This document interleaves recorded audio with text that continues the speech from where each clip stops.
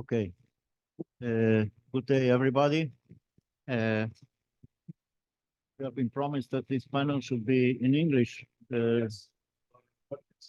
Our audience. Okay.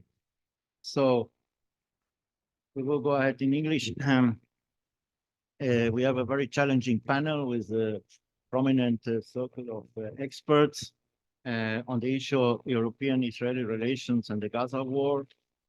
I wish to say some introductory remarks that European Union initially was a peripheral observer in the conflict, in the Israeli-Palestinian conflict, but during the years has gradually become a significant stakeholder. The EU's involvement, initially limited to humanitarian and economic aid, has evolved to encompass a more active diplomatic role, particularly following the Oslo Accords in the 90s.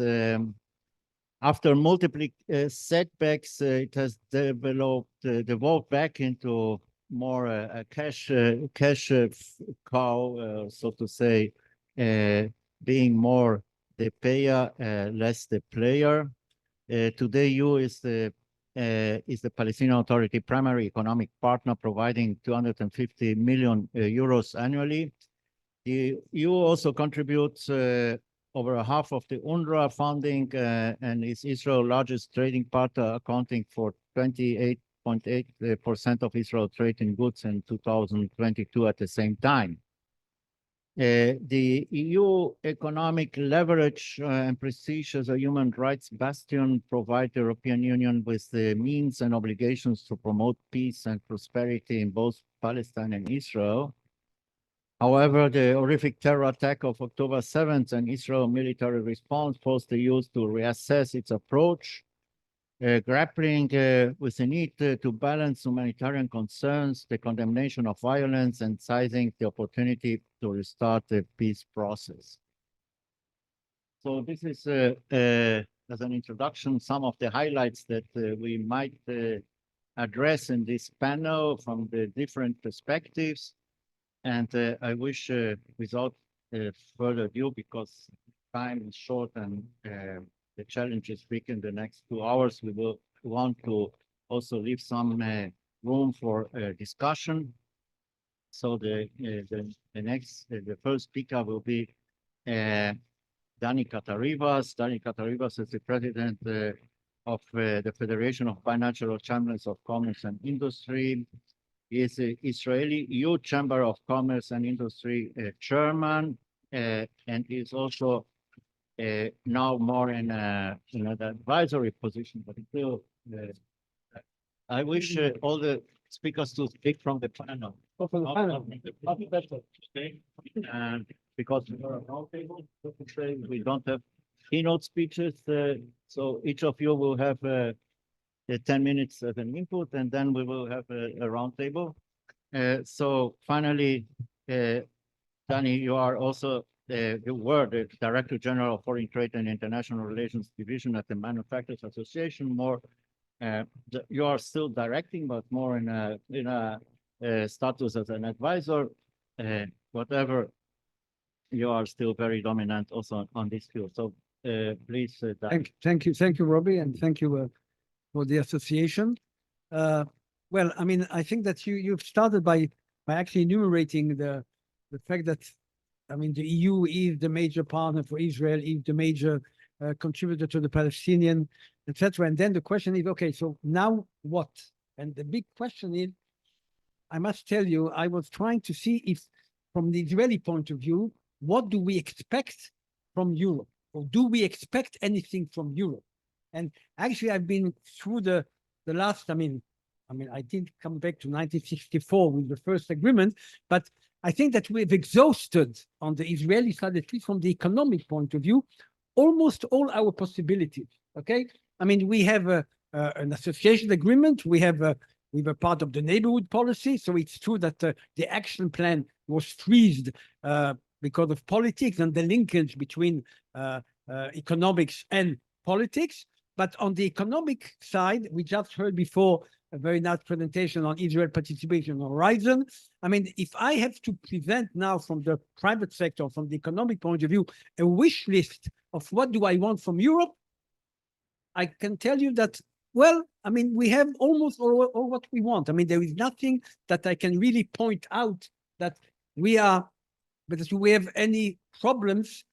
Again, not now, we might have in the future, but now we don't have any major obstacles in developing our relation with Europe. Obviously, we can improve, we can participate in more programs, we can be a full member of the EIB eventually, but it costs money. I'm not sure that we have the money for that now. I mean, we can, in a way, we can even be more European than we are already now, in a sense, okay? In terms of, I mean, I remember Prodi saying, all but institution, when he presented then the neighborhood policy, etc.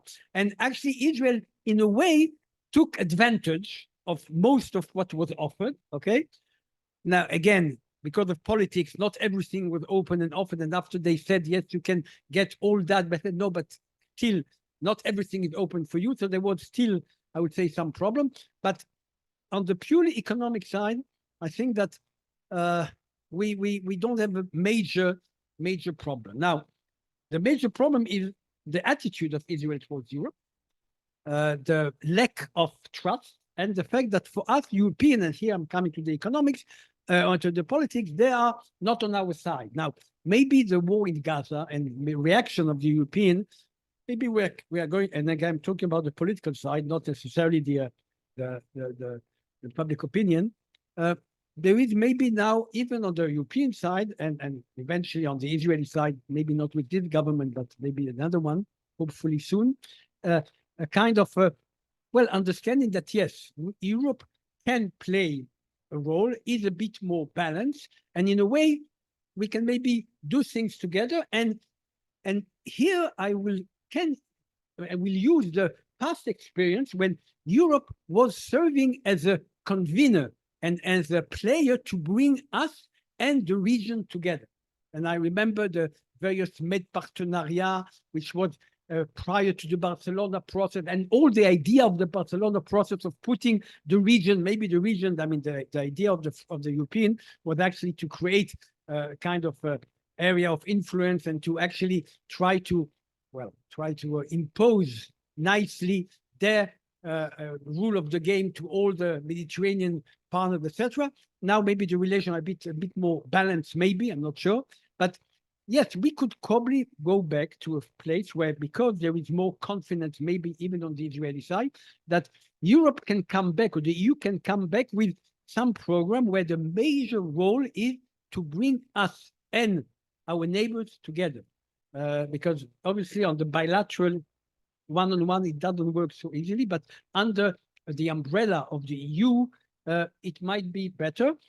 The EU doesn't have the money to put, and they have enough problem with themselves and with Ukraine. So I'm not looking for money from the EU. By the way, money can come from other places.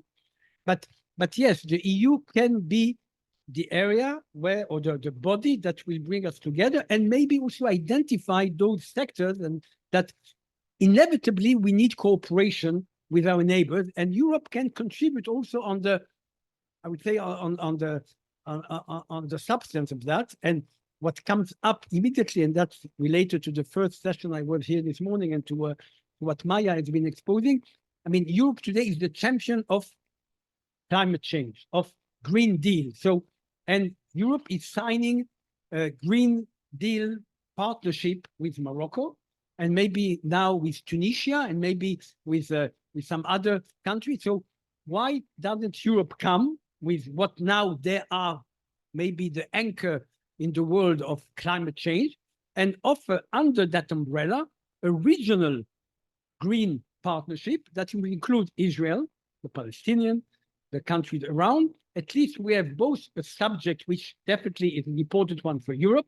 It is certainly necessary in Israel and in the region to bring that subject more to the, I would say, to the front. And here you have a subject where everybody can, it's a win-win situation. You've got the European that want to push their vision. You've got the region that looks for subjects to cooperate one with the other eventually. I hope that we're in a mood that we can cooperate. And certainly we can, under that umbrella, have European contributing to a better, I would say, understanding, better stability, talking about water, talking about renewable energy, talking about obviously I mean, the subject of climate change and how to carbon print, etc., and cooperation with Europe.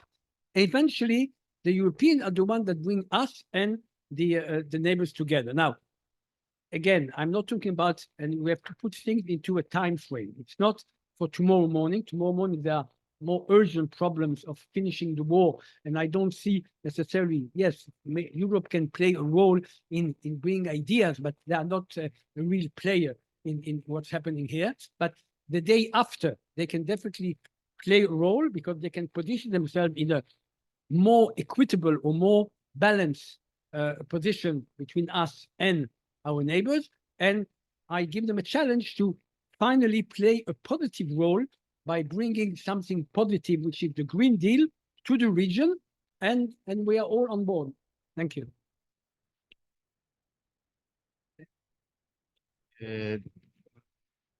Danny.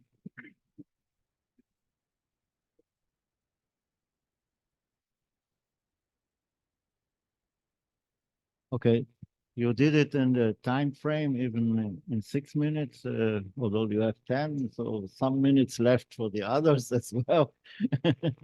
But yeah, I would say you have presented here a very optimistic picture regarding the day after and the role of Europe after that. But around that, we could put some question marks. We will then perhaps debate with further contributions and later about that. So our next speaker is Professor Gerhard Steinberg.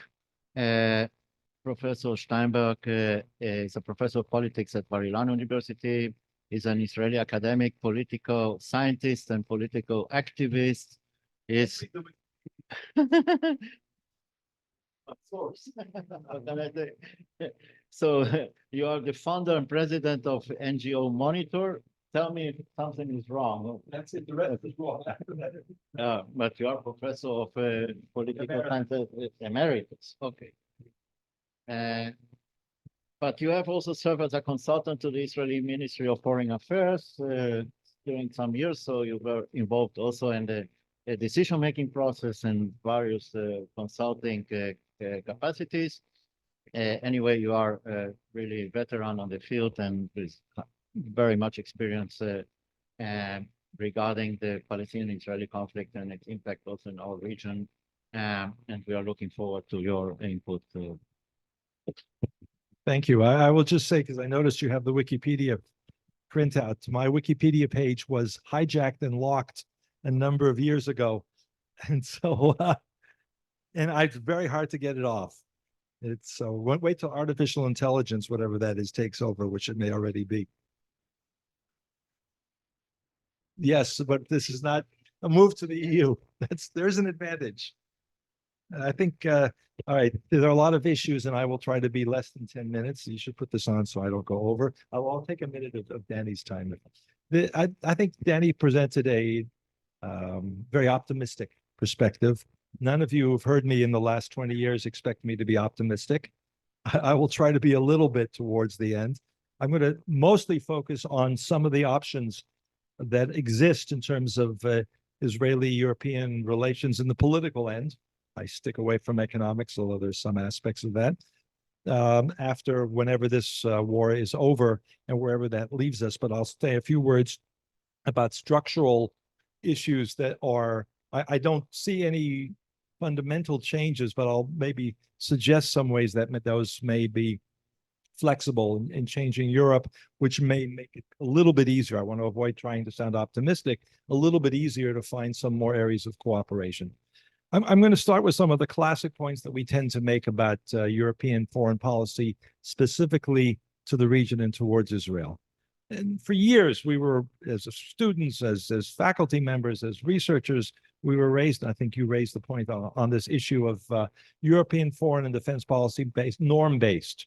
It wasn't based on strategic issues. It wasn't based on defense, on military. It was based on norms. That's what we were told throughout the 80s and the 90s. That was the European Union and Western Europe. And then came Putin and Ukraine. And I think there we are seeing significant changes in Europe. I don't see it yet expressed clearly in terms of looking at the conflict in Gaza, although perhaps there are some signs of that. There are some very strong conflicts. One of the interesting things about watching the European Union from this distance is have von der Leyen, who was here before the war. She gave the speech at Ben Gurion University. I got a honorary doctorate, which is an amazing Zionist speech. And then you hear Joseph Borrell, who says almost the opposite inconsistently. And you see them clashing over a lot of issues having to do with being a payer and not a player, being a payer for the Palestinians. This is something that's come up from the very beginning of the war. There's a commissioner, Oliver Varhelyi, commissioner for European neighborhood policy and enlargement, who has been working to stop a lot of the funding to change it, overruled by Borrell. Not clear where von der Leyen fits into this, but that's a real active conflict still within the European Union. And I think it tells us something about the dynamics. We also see all these European proposals. They had a meeting in Madrid, the Spanish in particular, very active in trying to appear to be players. And that's still something that goes back to the 90s, goes back to competing with the United States, actually, since the Venice Declaration, which came after the Israeli-Egyptian peace agreement, to try to appear to being significant players. And whether that's going to change, whether the competition with the United States to have that role is going to change or not, we don't know. But it's something that has to be raised in that concept. The Americans brokered what we call the Abraham Accords in the region and regional cooperation. Europeans were not only out of the picture, but a lot of them very skeptical. Those are all structural issues that need to be addressed if we're going to see more European structural and political role after the Gaza conflict. You mentioned there's no trust. I think that's an understatement between Israel and Western Europeans, and specifically Western Europeans. You talked about attitude change, and I think that's part of the process. Whether it's a lack of understanding among many European decision makers, policy makers, and advisors. We had that whole conflict not too long ago with what's her name, Miriam Ausberg, what role she plays as a major advisor in a government think tank on the Middle East, and then many other individuals like that. And what I would call, they're still stuck in the 1970s, the 1980s, in their perspective. Israel as the dominant power, Israel needs to be weakened in order to reach a two-state solution. Those are all not just a lack, to me, don't just reflect a lack of trust, but a lack of knowledge, of understanding of the reality on the ground, based more on ideology than on substance. I'll just add a couple of phrases quickly here before I get to some of the options that exist, but I think those have to be addressed. I find a lot of condescension in the European approach towards Israel and towards the region. We have solutions for you, and you don't want to listen. Rather than Europeans trying to understand the reality and trying to match their policy proposals to the reality on the ground. We often still hear the de Gaulle Adenauer, what's the word I'm looking for here? Reconciliation after the Second World War, but there's absolutely nothing comparable in terms of the Israeli-Palestinian relationship or the region. But yet Europeans still very much cling to that. And then we have what I see as a fundamental European failure to deal with anti-Semitism. And we see it now very, very strongly.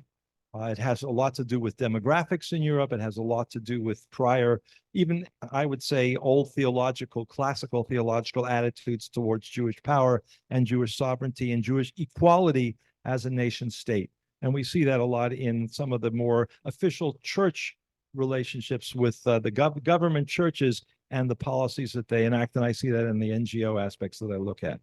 So having said all of that, I would suggest, I'm only halfway through good, is that what we have to do is talk about modest ways of having a improved European-Israeli relationship. What are the modest suggestions that Israel and Europe can talk about where they can play a positive role?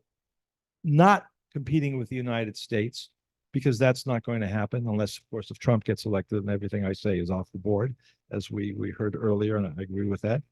But the idea that Europe will provide a peace plan, that Europe will play a significant role. I just have to mention, just to, I guess, maybe sort of a dig, is the fact that the Europeans tried that. And UBAM, does anybody here remember what UBAM was in 2005 with the Israeli withdrawal from, Giselle remembers a few others, but this was the Europeans were given a small role to play to monitor passage from, in Rafah, between Gaza and Israel. And when Hamas took over 2 years later, the European monitors scattered. Are they still in a hotel somewhere in Ashdod? Oh, in Ashdod, okay, running away from, okay. These are examples which Europeans don't like to talk about. But if they're going to play a role, it has to be something that is compatible with capabilities and with the realities on the ground, including the very strong Israeli reluctance to give Europe a significant role.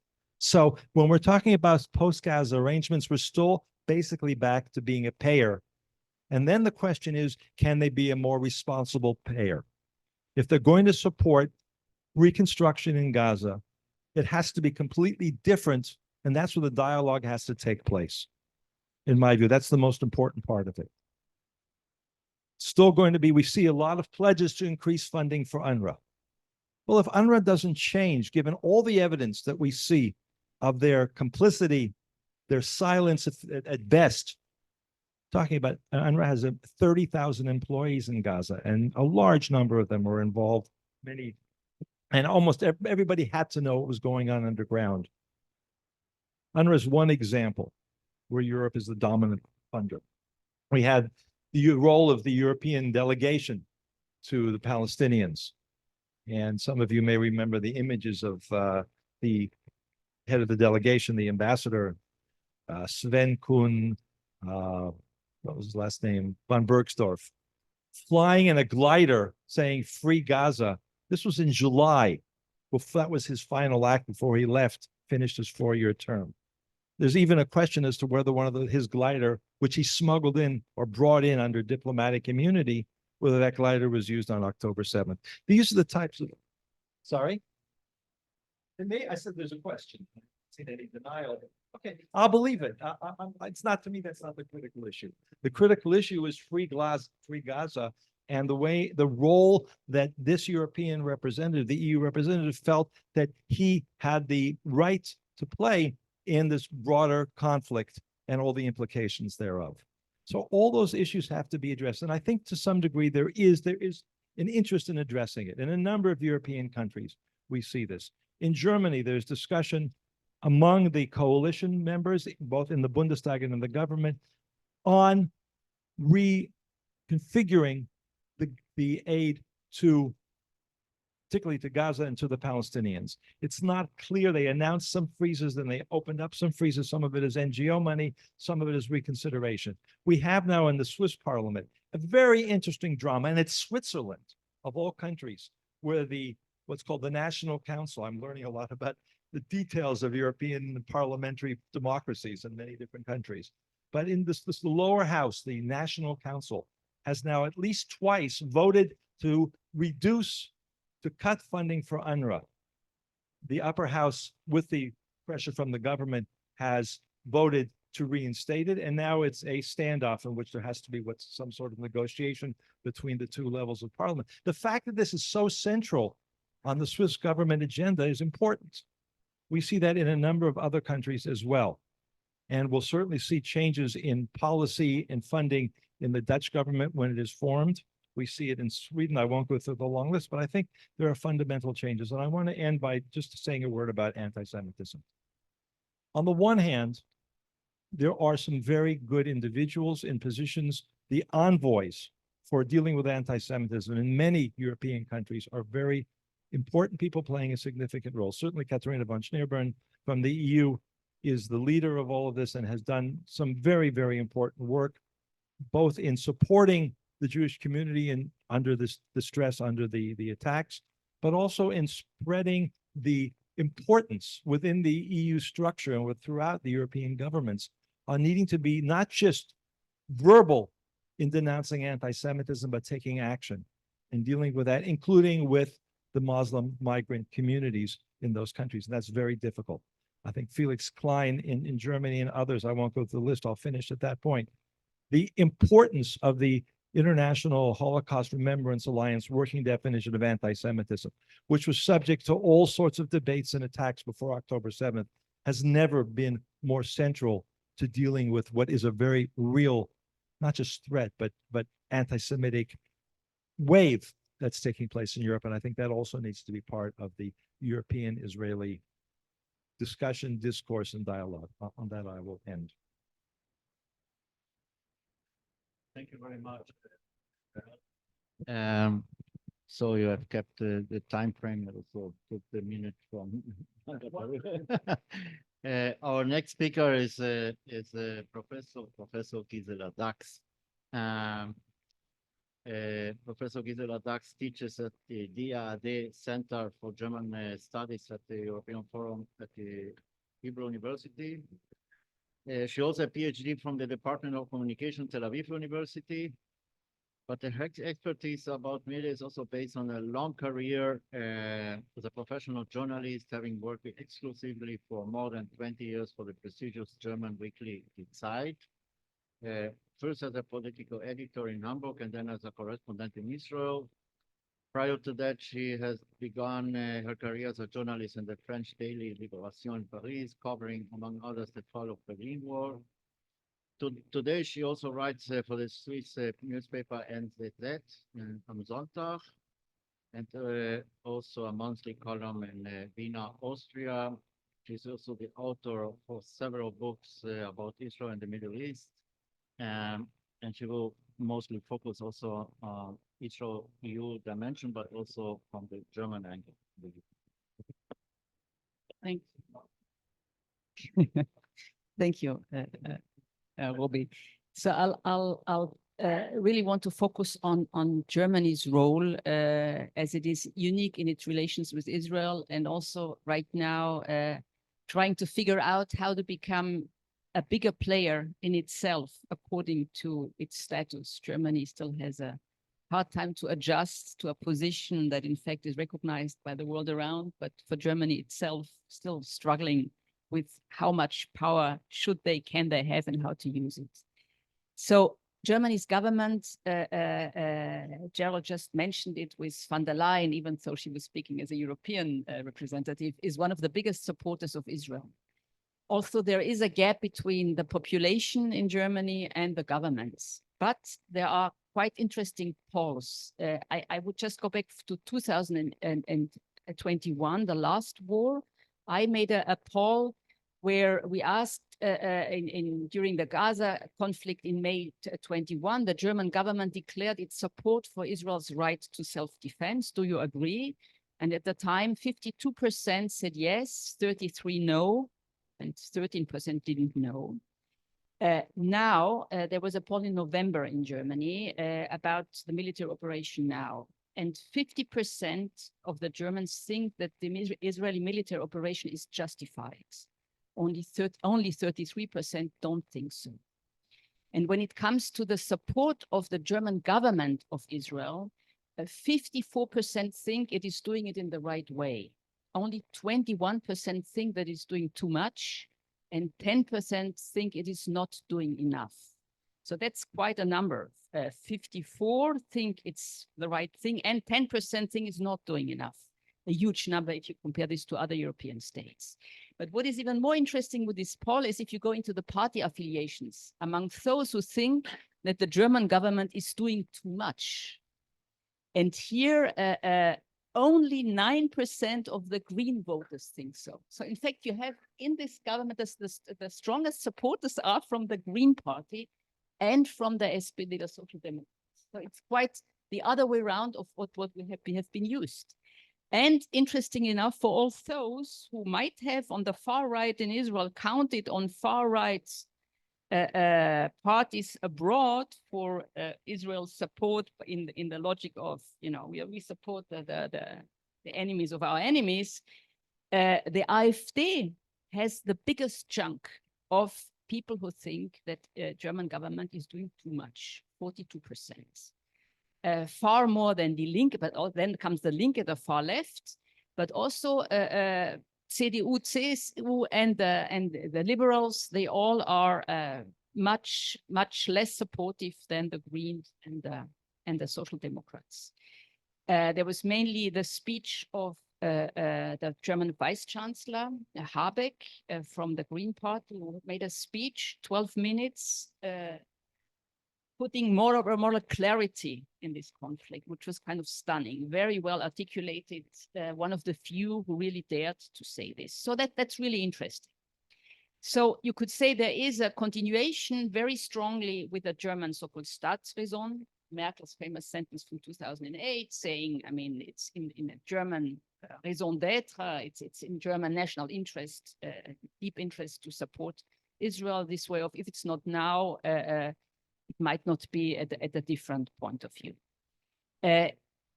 What is interesting that you have always these two pillars on German foreign policy. On the one hand, it's really being close to Israel because of taking responsibility for the past.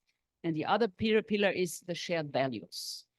So, and these shared values had been questioned before 7th of October, very much when it comes to the coalition, the past coalition of which now has been extended with very radical far-right ministers and the planned justice reform.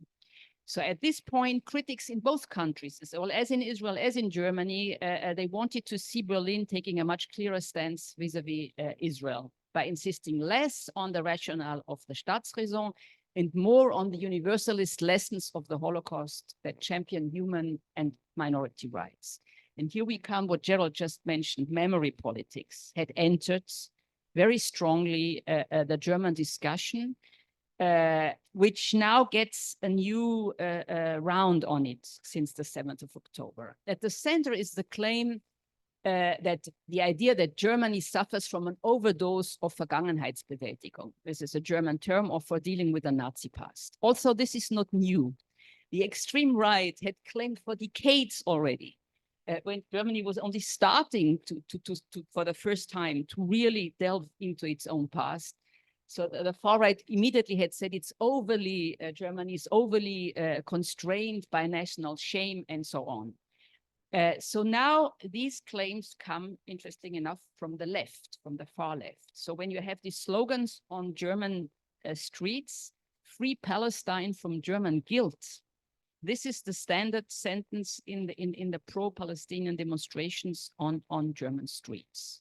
So the latest example, the Jewish Russian-American intellectual Masha Gessen, who just received the Hannah Arendt Prize in Bremen last week.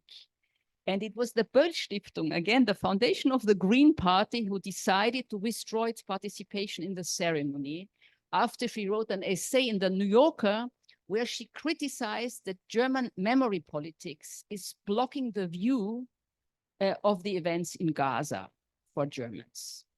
So that is right now the atmosphere. Palestinians in Germany complain that they are not able to express their grief properly because they have to turn to this German general attitude to Israel, which might be questions because there are demonstrations they can express, but this is the general emotional field, I would say.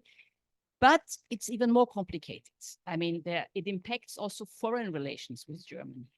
So the Turkish President Erdogan has noticed this memory politics. So when he stood next to the Chancellor Scholz in Berlin a few weeks ago, he claimed that Germany is too absorbed by historical remorse to grasp the reality of the Middle East. And before, he had just called Hamas freedom fighters. So Scholz didn't cancel the visits. He only said this view of Erdogan is absurd. So, but Erdogan's leverage is clear why he didn't disinvite him. I mean, there's Turkish migration in Germany, 3 million people. Imams to 1,000 of mosques in Germany are provided by Ankara. And also Turkey is a vital partner in NATO's support for Ukraine. And here we come to the other conflict. And also for Germany, I mean, wants Turkey to control irregular migration in the Mediterranean to avoid another refugee crisis. Also, Turkey provides drones and is keeping the Black Sea open for grain exports. So all these are important questions. So the two leaders, they avoided a public falling out in Berlin, but back in Ankara, Erdogan told Turkish news outlets that the German president, Walter Steinmeier, was clearly in a crusader mindset.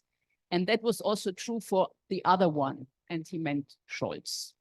So Germany's almost unconditional pro-Israeli stance brings Berlin into conflict with many of its essential partners. And now you have, I mean, last year, this same Vice Chancellor Habeck traveled to Qatar to purchase large quantities of liquefied natural gas to make up for sanctioned Russian gas. So away with the idea of foreign-based foreign politics, which was very strong during the World Cup in Qatar, where Germany refused, unlike Macron, to go there to watch by saying, we don't want to support Qatar, who treats these workers like shit. We have to have a clear stance. So this is gone. And Qatar is also deeply invested in German brands such as Volkswagen, Porsche, Siemens, and Deutsche Bank. So to diversify the German economic overdependence on China, also the German Chancellor has been courting rising powers such as Indonesia, Brazil, and South Africa. And as we know, all these nations take a very different position on Hamas and on Hamas terrorism. But all of these countries see their Palestinian struggle in terms of their own post-colonial history. And here we come back then to the memory politics.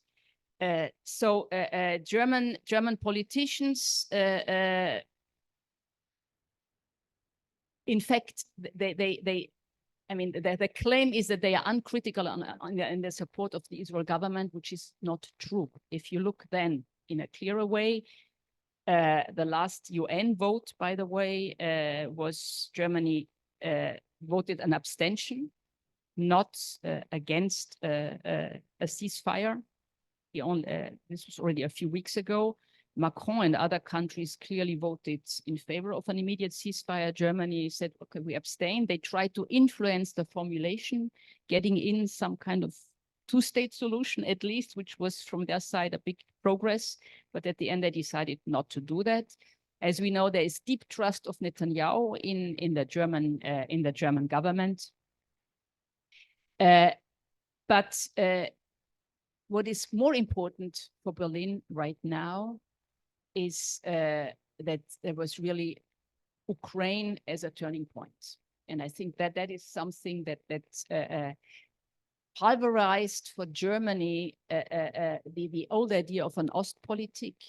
And Berlin realized that Russia could not be appeased by diplomatic moves, pipeline deals, or the old idea of change through trade. And this was the other, I think, realization that goes on in Germany. Germany had pushed for diplomacy to deal with Iran's nuclear and regional ambitions. Germany was a major sponsor of the JCPOA, and it took a while, or they still, I think, refused to list Iran's Revolutionary Guard Corps as a terror organization to save them the deal. So these cornerstones of German foreign policies have crumbled. I mean, engagement with Russia and Iran has failed. So this is the view from Berlin now, that these two powers must be stopped, and that includes the destruction of Hamas. So in fact, that explains why they have coming forward. So, and I would say that the link between these two shocks is Germany's new needs for defense, and it's Israel that has the answers. I mean, after years of debate, I mean, finally, the parliament in 2022 authorized plans to arm the drones of the German, which the German Bundes army leases from Israel.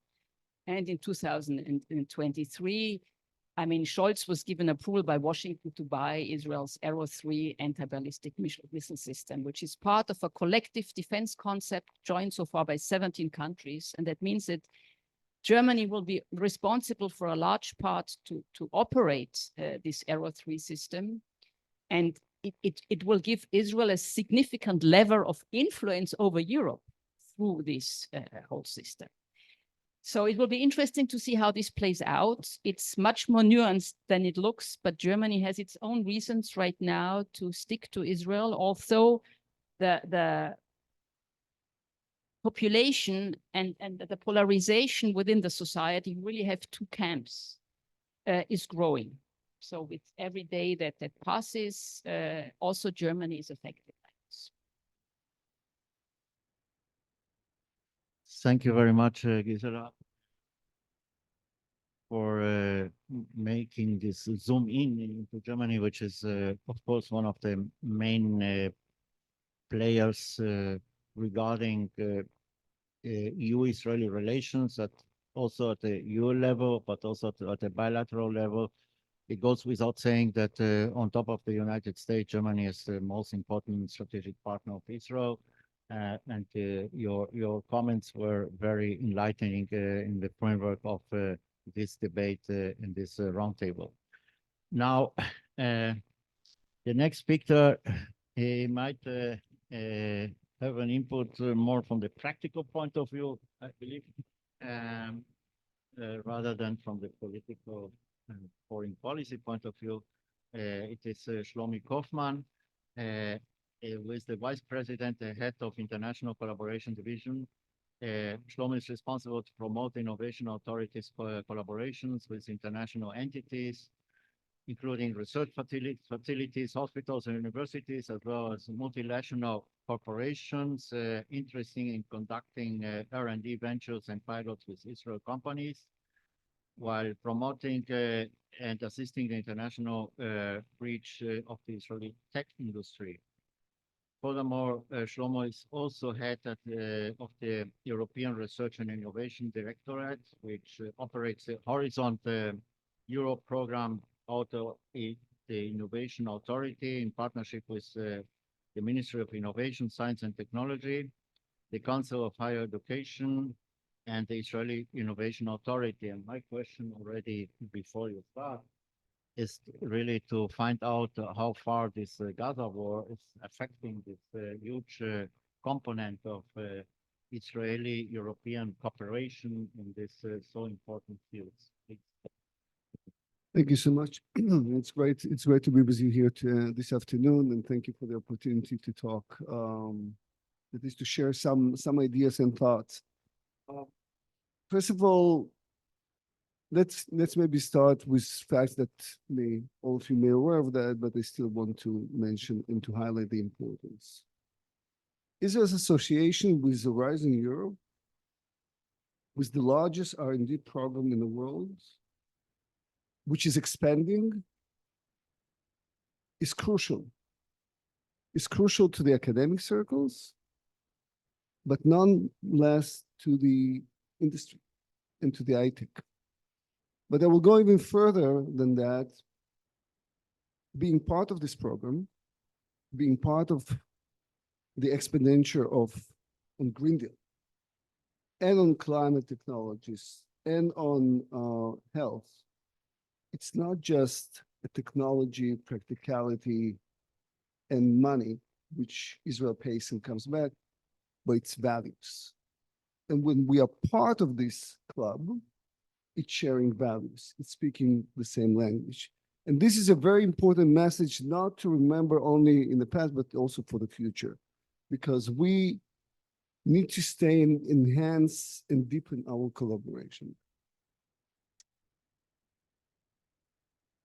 On October 6th, I would say, we were following we were following the submission, the calls which are about to, which were published in the fall. And then the war that tragically happened and the war broke out. And then we kind of figure out, okay, so then what's now? How can the academic who is sitting, who was called to the tank or to the battlefield, or the high-tech, the small entrepreneur in the tech, in the startup, which with 10 people, how can he continue his plans? And building on the position that the EU took towards the Gaza, we could reach out and say, can you postpone the calls from the industry and for the academic world? So people who are called will have more time until things will be figured out, until we'll figure it out.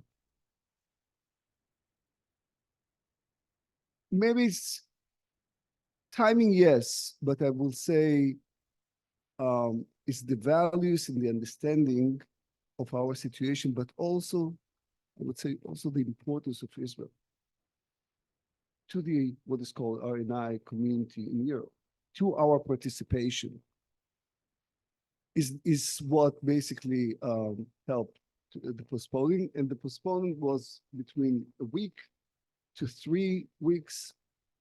And the amazing thing that this was the first time, to the best of my knowledge, that calls to 44 countries were postponed because of one country. And that was published. It was not under the rag, it was not covered, it was like, and I think this is something which is very valuable in so many different levels. And has to be appreciated. Now, it does have, the economy is where it is today. We see a very significant implication of the economic situation, of the war on the economic situation. We see the implication on the high tech. And part of the conversation that we have is how can we bridge upon this gap, bridge upon these needs to allow, to find the ways that will allow our academic and industrial circles still to be active enough, etc. One thing which needs to be mentioned that as a result of the request that we put, we were successful in being number 2 in the countries in the submission to the IASEI, which is the Innovation Council, which is the startups, etc., which was very significant to the industry. Now, so the conversation is really, where do we take it from here, and to what extent we can have like additional steps. I would say that I'm not sure that from Brussels, the Israeli case and the Ukrainian case seem the same, and that's kind of needless to explain why. But there were steps that they were taking towards Ukraine. I don't know if there will be steps taken towards Israel in the same fashion. And that's for different reasons. On a bilateral level, after the war, we see it's hard to say that there is at the moment, there is a direct impact on the bilateral frameworks of cooperation between, at least on the R&D level. But it's hard to say whether when things are being judged, if there are implications on the technological or scientific judgment or not. You cannot argue that, and you cannot push for that unless you have clear evidence. And when we come, especially within Horizon, our target basically for this coming year is to try and keep the same number of submissions like we had this year and in the past. And that brings me back to Israel. The importance of highlighting and reaching out to the startups, to the community, in order to participate is a huge challenge of us. And we need to be determined to try and build this, because we are part of a great program, and we need to continue and make the most out of it on so many different levels. So that's basically my message, and thank you.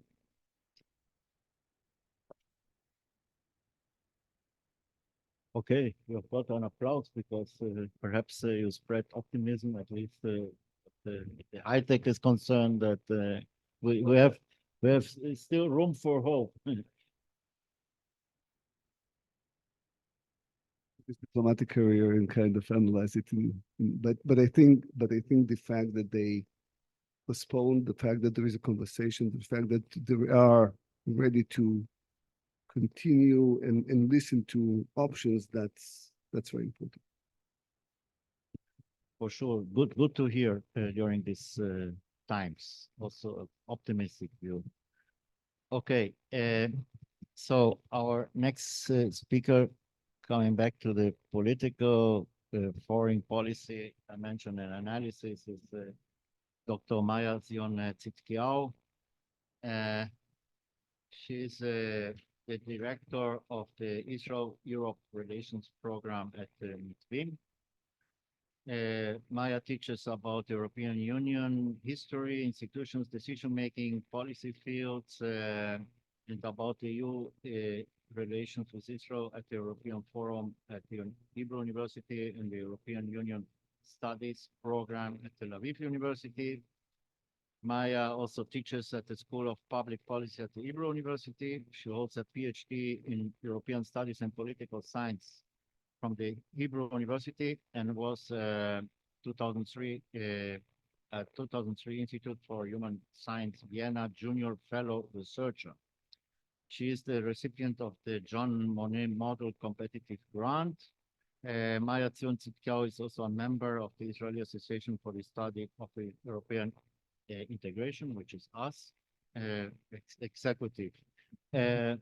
Maya is really a colleague during the years and very, very well-known expert on EU-Israeli relations. We are looking forward to your input, Maya.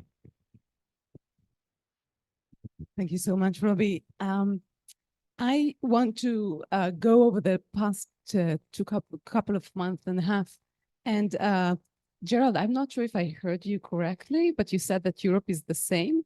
And I see significant change in the European position towards Israel, a significant change.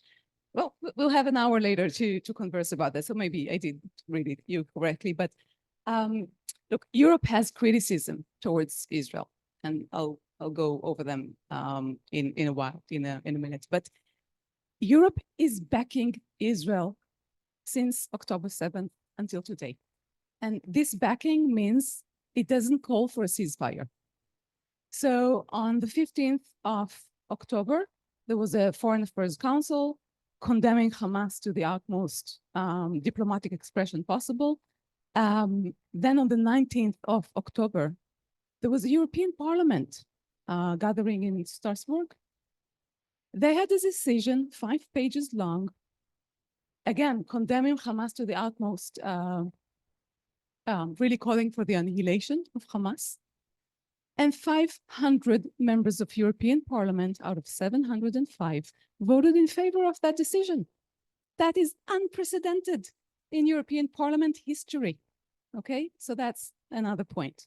27th of October, European Council meeting of heads of state, arguing for 4 or 5 hours, and then deciding to call for humanitarian pauses with multiple pauses, not just one pause, because that is somewhat similar to ceasefire. Pauses, okay, in multiple terms. So it means that the war would resume after one pause, and there would be another pause and another pause. And on Sunday, David Cameron and Annalena Baerbock published a very interesting op-ed in the Times, in which they called for sustainable ceasefire. And that's a new term, right? So what is sustainable ceasefire? They are saying ceasefire, and that appeases public opinion in Europe, but actually, they don't call for a ceasefire. That's the end, the bottom line of the op-ed. They are saying Israel should annihilate Hamas to the best of military capabilities. We know this; it's a very ambitious goal. So actually, what they're saying, we want Hamas eradicated, and we will let Israel do it, and therefore we do not call for a ceasefire because it's unsustainable. Because actually, we care about the Palestinians. Because we want to have a political road ahead open for us. And that would be only possible if Hamas is, to the best of Israel's capability, annihilated, okay? Militarily, at least. So we do have Spain. It's a middle-sized country in Europe. It's not anything against Spain. It's just mentioning, Germany is the biggest one. Then we have Italy and France. So Spain is calling for a ceasefire. And then we have Ireland, we have Belgium, Ireland, and Malta. So those are the 4 countries, and Luxembourg. Sorry, Luxembourg and then Malta. So according to the number of the size of population. So those are the 5 countries calling for ceasefire, 5 out of 27. So if you look into the past, into 2008, 2014, and all the other IDF operations in Gaza, Europe was standing for Israel's right to defend itself for 2 weeks. And then it switched, and was calling for ceasefire. So this is a change. This is a major change. And the last European Council that took place on the 14th, 15th of December ended up with nothing. There was no, they weren't able to adopt a new decision.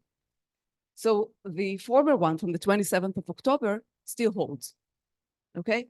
And that goes to the institutional issues of the EU and how hard it is to adopt common conclusions at the Foreign Affairs Council, the European Council, and then how easy it is to put a veto on changing them. So once you do have it on black and white, and we have it on black and white in all those resolutions and conclusions that I have enumerated, now it's harder to change them, to go back from them, because you need the Czech Republic, Austria, Germany, Hungary to veto any change, and then you remain with the other one. So that's how I see the European Union, and this is why I think Danny was referring to a much more balanced European Union towards Israel and the Palestinians.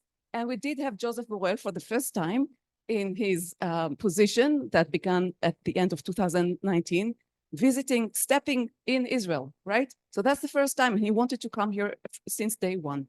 So finally, Eli Cohen, right, this most right-wing government ever in the history of Israel, was the one opening the gates to Joseph Borrell, and the visit went fairly well, okay? So even Joseph Borrell has managed to find a balanced language that is not so extreme to even the most extreme Israeli government here. So, and which is, I have to say that's quite surprising to see Joseph Borrell and Eli Cohen getting along so well. Okay, now Europe has a lot of concerns when we speak about the Gaza war. First thing is the fear that from the north, from opening a north front, and what happens with Lebanon, and if Lebanon collapses, it's already half collapsed. And if Lebanon finally collapses, that means another wave of refugees going to Europe. And refugees and migration is the last thing from this region, is the last thing that Europe wants. Iran, on the other hand, selling drones to Russia. Hamas is completely identified with Iran, is being funded by Iran. And even if Iran knew about this, the 7th of October or not, still the axis is very clear to Europe. So the war of Russia against Ukraine, when Iran is helping Russia, very much puts Israel on the other side, okay, vis-a-vis Hamas. On the other hand, Europe, and I join what Gisela is saying, Europe is paying a heavy price in the Arab world in terms of public opinion. Not so much with the government, but in terms of public opinion and the global south. So Europe pays a price for supporting Israel.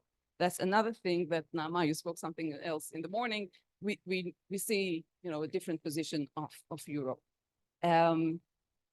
Europe is being blamed for having double standards because it goes against Russia and what Russia is doing in Ukraine, in the cities and among civilian population in Ukraine, but standing for Israel. When Israel is doing, at least from what people see on TV, Gaza looks worse than what happens in Ukraine. So, the explanation that Hamas uses civilian population and uses hospitals and UNRWA facilities, and that doesn't go in public opinion. So the Arab world, and it doesn't go in Al Jazeera, right? So the Arab world, the public opinion there is very much turning against the European Union, which didn't have a lot of a good standing beforehand anyway. So Europe pays a price. I think Europe, for the first time, also sees an opportunity, a political opportunity coming from this horrible war and from the horrible tragedies that are taking place since 7th October. And that would be what I want to end with. Europe has not dealt with the Middle East peace process for a few years. 2016 was the last decision probably that was adopted at the Foreign Affairs Council. And Europe is coming back to the table. So Europe, we had a debate if Europe is only a payer or can it also be a player? Europe wanted to be a player from the Oslo Accords onwards. It was a very visionary player at the 80s with the Venice Declaration. It was actually setting a different policy from the United States, leading to a different vision, which the Oslo process actually to some extent materialized not halfway, right? So Europe did play a role, at least normatively, and in creating the path, the political path. And today, Europe says exactly the same thing as the United States. It's not Europe anymore, Gerald. It's a transatlantic coordination between Biden administration and Ursula von der Leyen. They were saying the same thing, and Joseph Borrell was repeating the same 5 conditions for the day after the war. The same condition, word in word. I have them compared in a table if you want to see. So, no, I'm saying that they are coordinated. Europe doesn't stand alone. Europe doesn't take a different position than the United States. So if you go against Europe, you go against the Biden administration. They're really coordinated. One important thing that I want to mention and close my intervention by that. One thing that Joseph Borrell was adding, I think it was the 13th of November that he was speaking after the Foreign Affairs Council. And he was repeating those five conditions that Gazans can't be, there can't be a second Nakba. They have to remain in the strip. Israel cannot stay there as an occupier for long term. There cannot be an economic siege. The different conditions for the day after the war.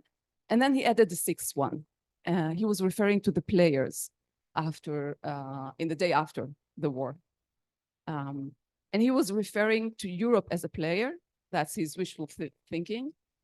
But he was also referring to Arab countries as having a political role to play. And he was saying Arab countries cannot be only payers, as the EU has been. They should be political players, okay?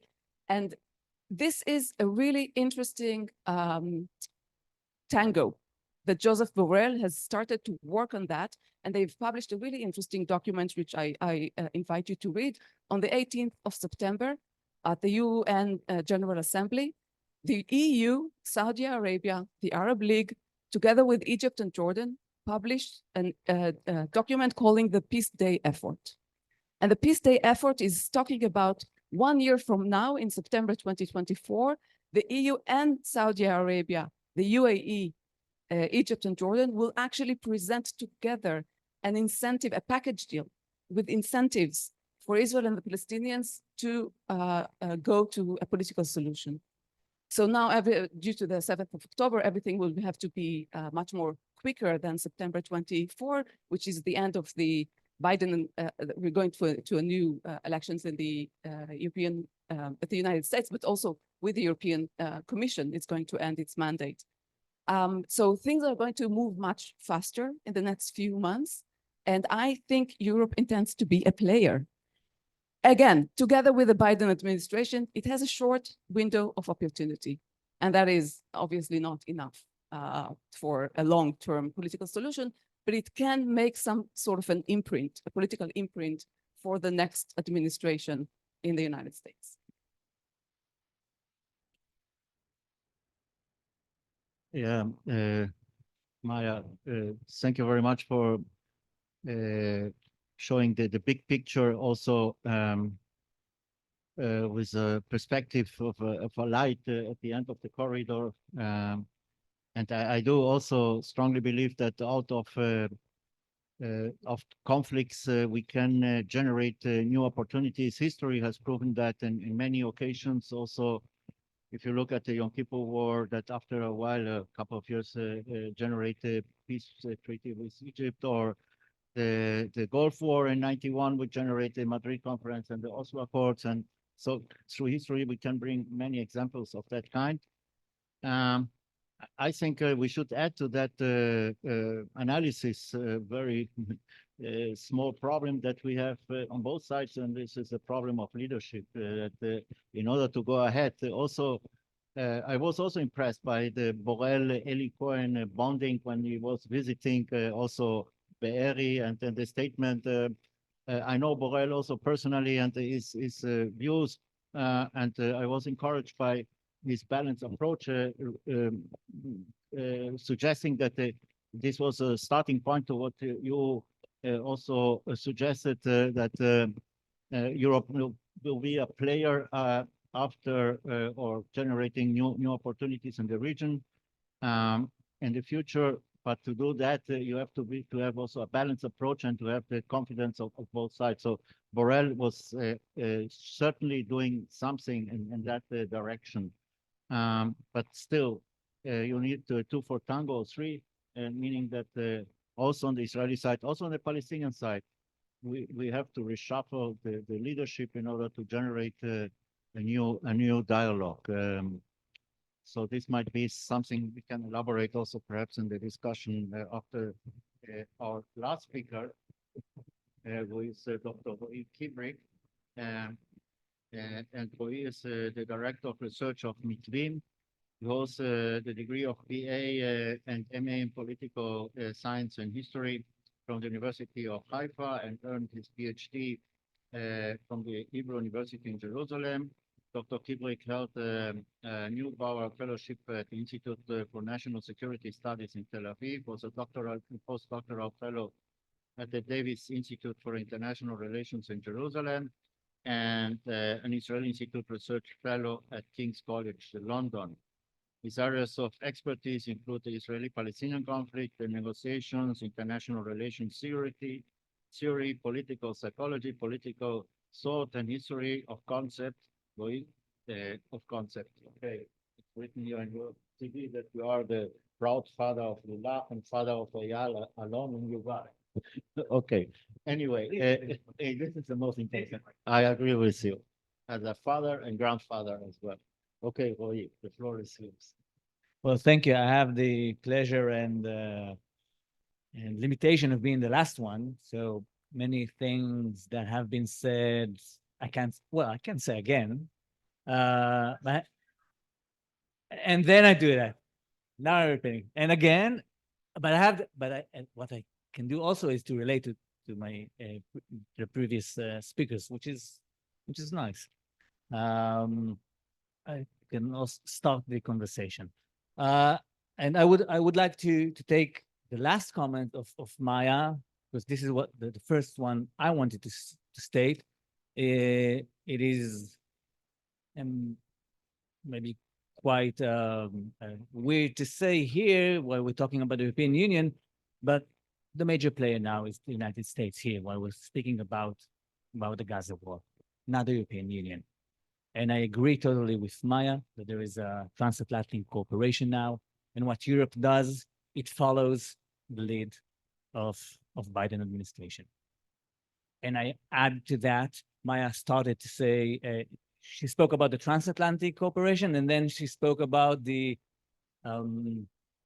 conversation between Europe and the Arab states.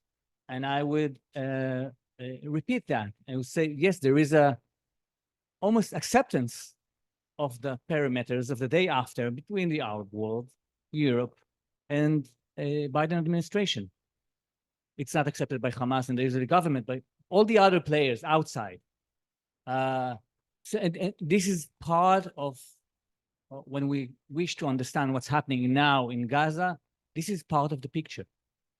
Gaza is not just a local combat, and Europe is part of what's happening in Gaza, and it would be part of the day after and what's happening in Gaza today. It is a payer, not just of UNRWA, but of the Palestinian Authority for many years.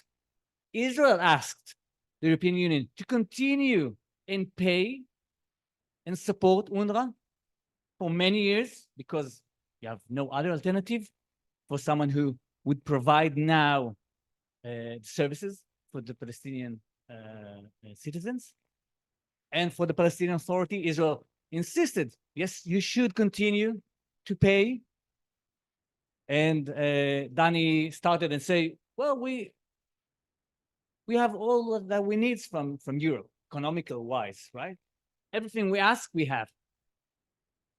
It is true, maybe you have no more incentives, economic incentive to ask from Europe, but you have their sticks.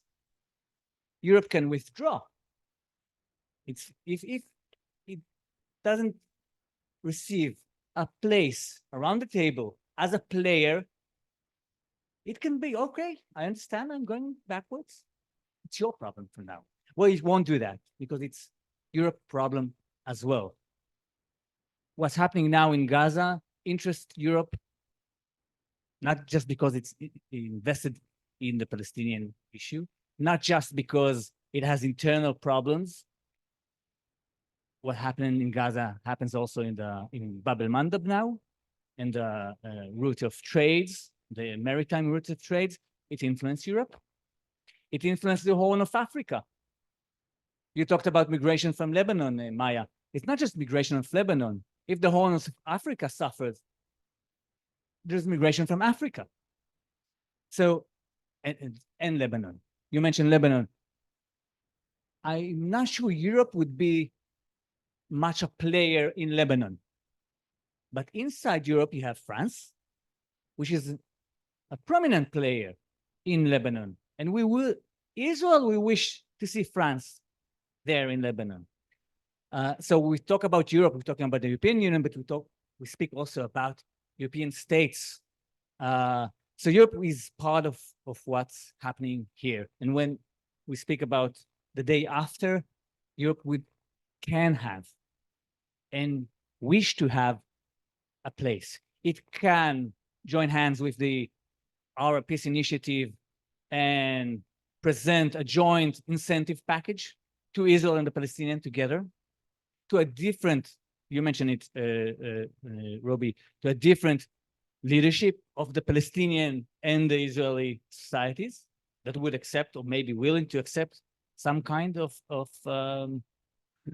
political and diplomatic move forwards.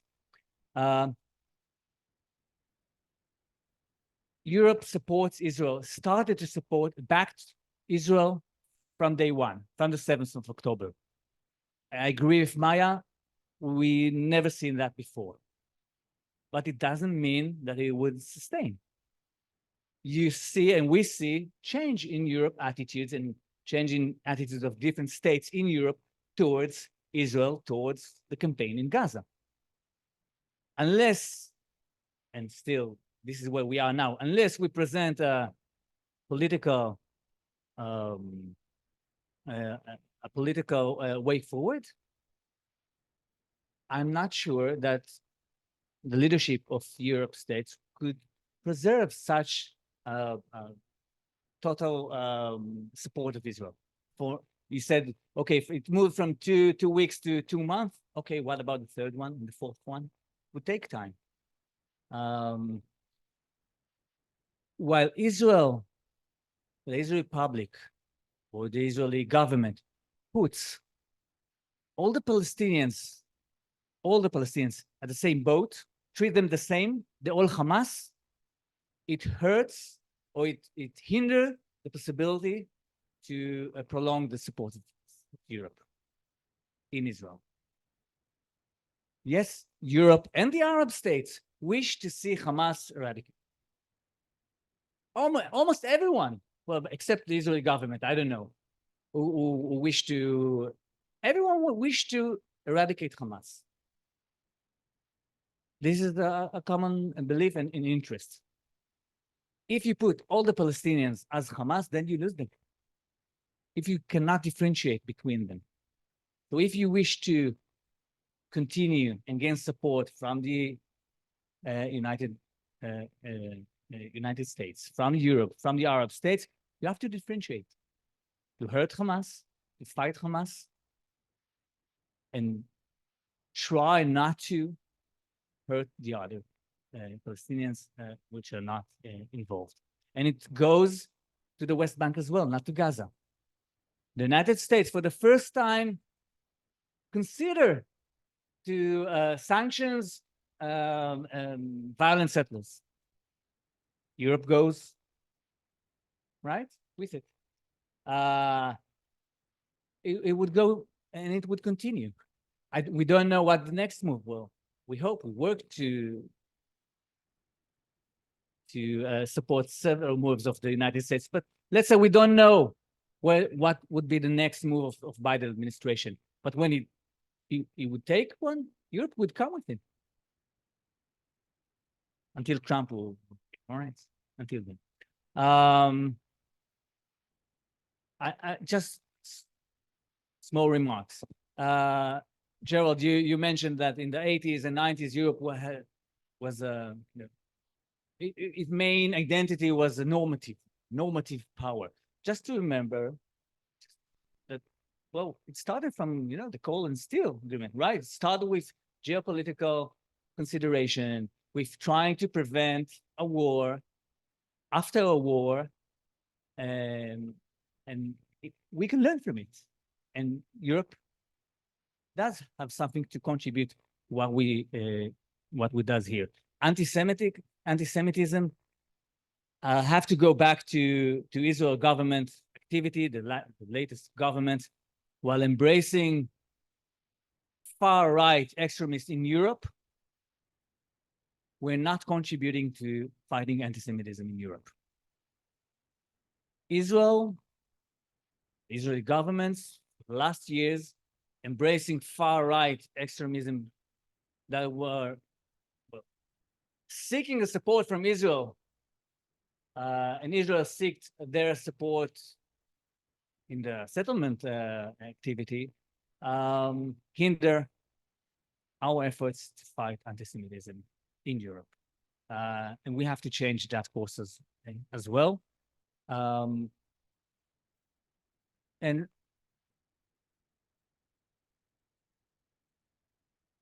I'll just mention the same thing regarding the veto player.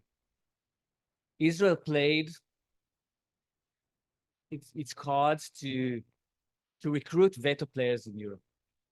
There was the Visegrad, Hungary, and it's also Cyprus and Greece, in order to prevent any decision in Europe concerning the Israeli-Palestinian issue.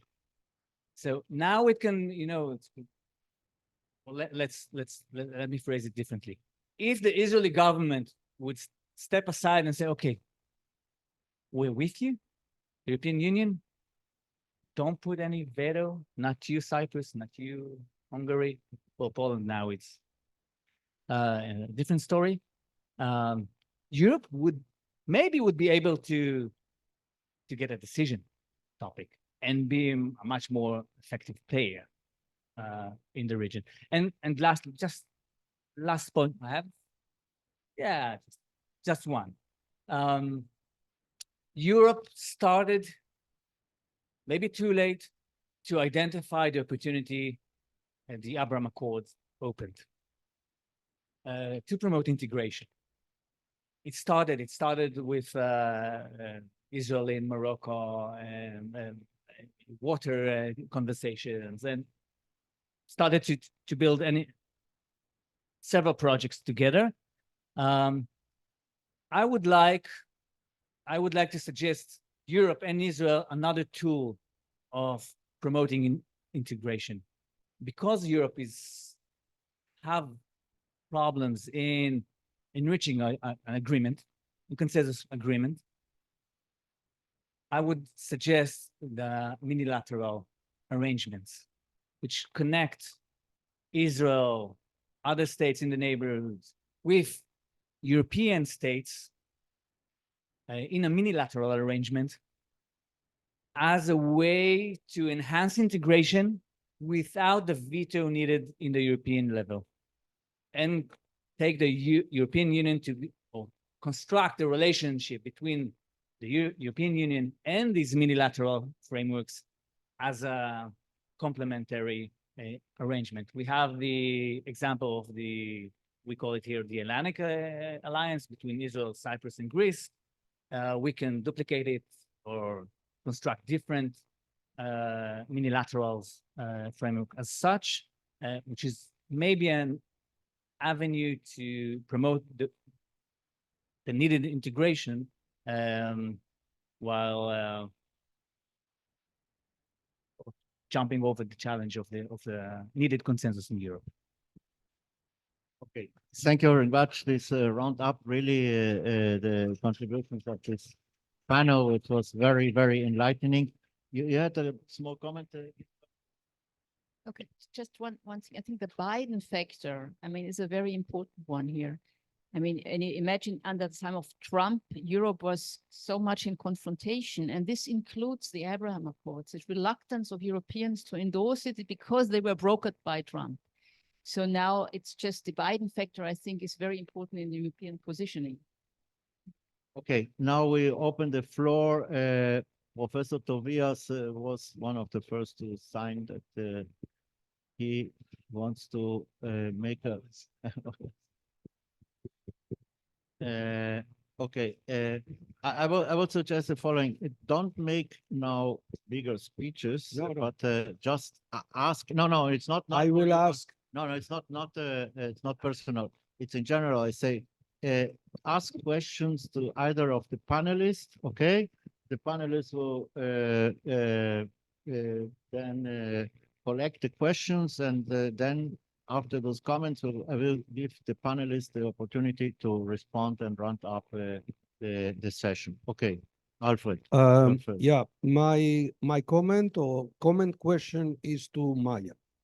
You pointed to the change, the positive change of Europe regarding Israel on balance, but I would sum that to two minor points: France and Italy.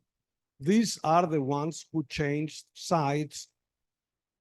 Italy, Meloni, and France, Macron. I mean, that's the basic. And I don't need to tell you, because I come from Spain, that the situation between Spain and Israel is, at this point of time, catastrophic.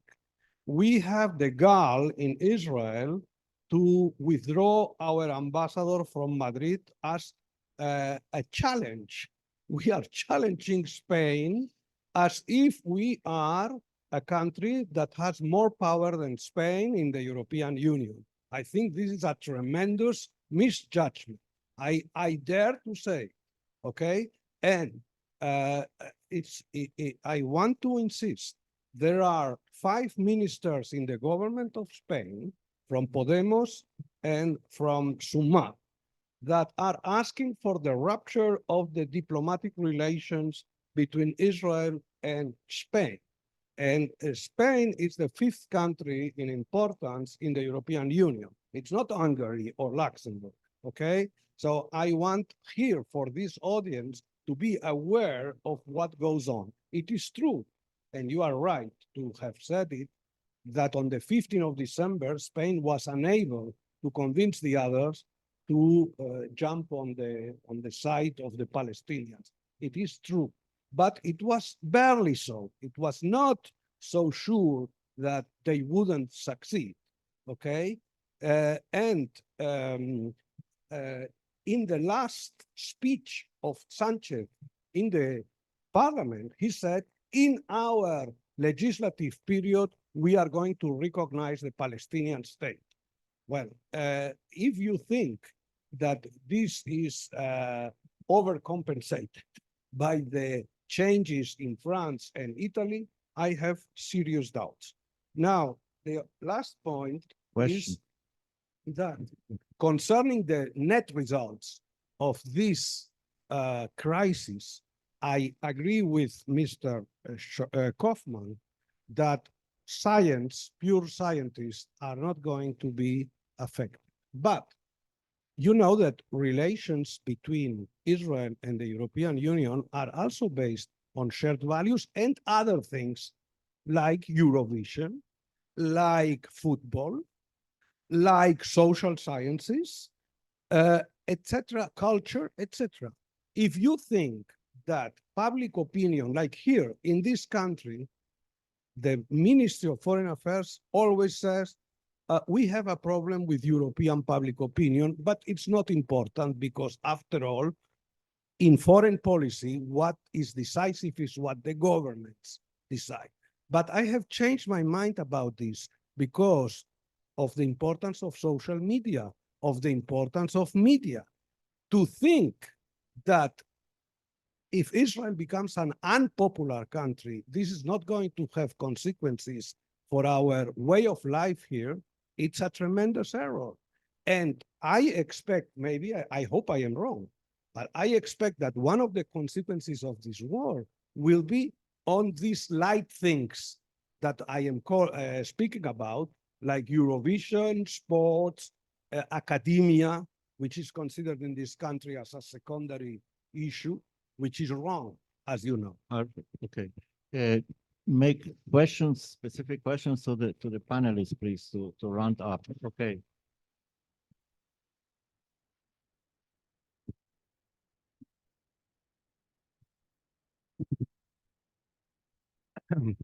Thank you for a very interesting panel. I have a quick question for Gisela. I talked to my German colleague a few days ago, and we were talking about what's going on. Yeah, could you present yourself? Yeah. Sure, Yoram Haftel from the Hebrew University. And I was asking Gisela about about what's going on in Germany on the media. And he was saying that what he's seeing on TV and the discussions seem to bring up memories, not so much of the Holocaust itself, but of the bombing of the Allies of Dresden and other German cities, right? So the Gaza war, in terms of kind of, the memory politics that you mentioned, also brings up these kind of memories and a lot of the discussion, which presents Israel, I guess, in a very different light as kind of the Allies that bomb Germany and not necessarily other things. So I was wondering whether you see this at all or whether that plays a role in kind of the German politics that you see. Thanks. Okay. There was another question.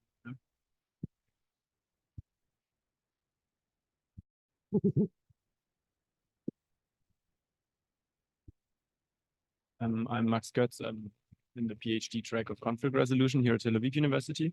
And my question was, you all touched upon the reconciliation processes inside of Europe. And I think, Mr. Steinberg, you said that it doesn't have anything to do with Germany and France. On the other hand, we are always, of course, referring to reconciliation processes that were actually successful. So if we don't take Germany and France, and on the same page, Israel and Germany also are very different to Germany and whatever Palestinian Authority. The question is, what are we focusing then about when the topic comes to reconciliation? So I was thinking that in other processes of reconciliation, there have been truth commissions to think about shared narratives. Is this maybe a possibility for the future to go new ways and to think about whether it is possible to mediate a process of talking about, for example, the Nakba, that is something that still is not really accepted in vast parts of Israeli society. And on the other hand, to talk about things that happened on October 7th. As we know from this poll of the West Bank Center from Ramallah, I don't know the name right now, many people inside of Gaza did not even know or did not accept the videos that they've seen what happened there. So truth commissions, is it an idea? Is it no idea? Could Europe, because they don't have such a clear position, be a mediator in it? Okay. Yeah. Tal, yeah. So a lot of the discussion maybe naturally takes place at the national, supranational level, but I would like to suggest that the domestic level inside Europe is very crucial too, because these governments got to get elected. And Alfred mentioned Spain, which is a good point. Spain is in the middle of, as ever perhaps, a tremendous rift between left and right. This government is based on Catalan separatists. It's a huge, very big deal there. And the future of that government is by no means assured. In other words, whatever they decide against Israel could be cyclical and not really a new trend. It's, we had this legal revolution. They have it too. In Spain, there's a commission that appoints judges, and there's a whole big deal about that commission too. In other words, I wouldn't be too much impressed by Podemos and their people. It's an issue to deal with. But what am I saying is, it's just another example of how domestic politics, or Israel gets entangled in these domestic politics. And sometimes it's in our favor, and sometimes against. I wanted to ask Gisela about the German far right, because as I see it, there's Eastern European far right, which is anti-Semitic as ever. And there's Western far right that has shifted its focus onto Muslims or just immigrants. Now, the Europeans cannot stop immigration. Even Meloni admitted as much, and that's where was her ticket. They need the immigrants. All they can do is diversify the sources of immigration, but for that, they need to admit first that they will have to keep on. The German far right and its relations to Israel, is it because they are isolationists? In other words, they are against the German government sort of getting involved in Israel the way they are against the German government being involved in Ukraine? Or is it because they are anti-Semitic? Okay, there is we are collecting 2 or 3 more comments, and then we'll bring back the response to the speakers. Okay. Hi, so thank you very much. Das Lorber from the NSC. Speaking about the day after, obviously it seems now that, and this is my own opinion, okay, I don't represent anyone officially. It seems now that Israel will have to be part of a coalition, or it seems to be going to sort of a consortium that will set about the creation of a valuable institutional basic for managing the Gazan population and rebuilding a post-Hamas Gaza. Now, looking at potential issues on the table, I can name few of them that Europe can join. First is the civil authority and order. We had the EU-Pol COPS back in the 90s. Internal policing, this is also EU-Pol COPS that can help out. You spoke about EU-BAM, so obviously the third issue is the securing system for Gaza-Egypt border, so that could be EU-BAM. But a very, very important issue in my opinion, is the fourth one, which is de-radicalization of the population. Steps that can be taken to de-radicalize the Palestinian population. This is something that EU can definitely contribute in as of the Palestinian textbooks, where EU pays a lot of money to and finance the Palestinian textbooks. I think this is something that Europe can come in and help, and something that the government is definitely looking at. So that we won't have a new generation, or the generation will grow to be terrorists as well. But the key point, I think, is trust building between Israel and the EU. You mentioned it. I think it's a very important issue. And also, Europe has a role to play vis-a-vis Iran and its proxies. I can name 3 things: putting pressure on Iran, understanding that the proxies are what causes even to increase hostility and escalation in the area. The second thing is robust implementation of 1701, which is something that actually France can do, but other countries as well. And the third thing is securing freedom of navigation when it comes to the Houthis. This is 3 things that I think that Europe can help out. And this will bring about trust between Israel and Europe. So thank you. Thank you. This was more a statement than a question, but it's okay. The question is, do you think Yeah. If we think so. Okay.